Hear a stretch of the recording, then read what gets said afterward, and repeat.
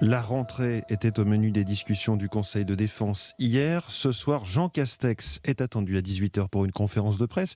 On attend surtout des précisions sur les cours en classe pour les enfants du primaire. Virginie Riva, vous êtes la spécialiste des questions d'éducation à Europe 1. À quoi peut-on s'attendre ?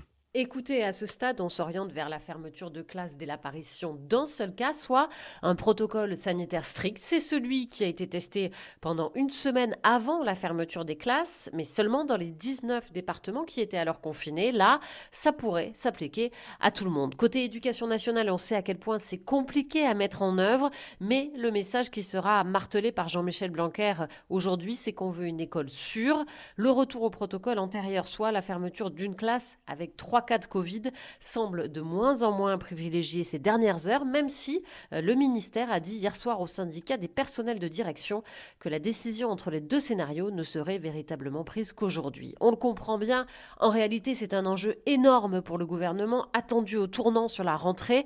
Il faut trouver l'équilibre entre un retour massif des élèves en maternelle et primaire et l'inquiétude des parents et du corps enseignant. Virginie Riva, restez avec nous. On va écouter ce qu'en dit Philippe Vincent du SNPDEN, syndicat des personnels de direction de l'éducation nationale.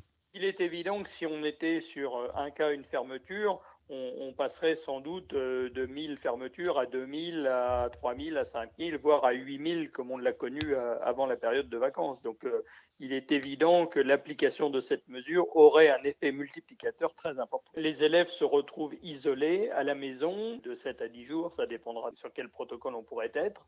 Et donc il faut mettre en place une espèce de continuité pédagogique adaptée à la classe, ce qui est encore très compliqué, puisqu'évidemment, on peut avoir un établissement qui fonctionne, je dirais, de manière quasi normale, et puis devoir mettre en place de l'enseignement à distance pour un ou plusieurs groupes isolés parce que le cas a été confirmé. Le secrétaire général du SNPDEN, Philippe Vincent, avec Yasmina Katou.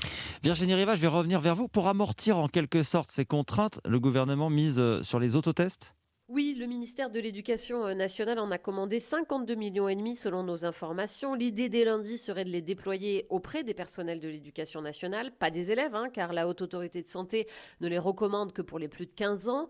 La question ne se posera qu'à partir du 3 mai pour les élèves avec la réouverture des lycées. Mais sur ce dossier, c'est un bras de fer entre Olivier Véran, qui veut faire des établissements des hôpitaux de campagne, nous dit un connaisseur du dossier, et Jean-Michel Blanquer, qui ne veut pas trop mêler les enseignants à ces autotests.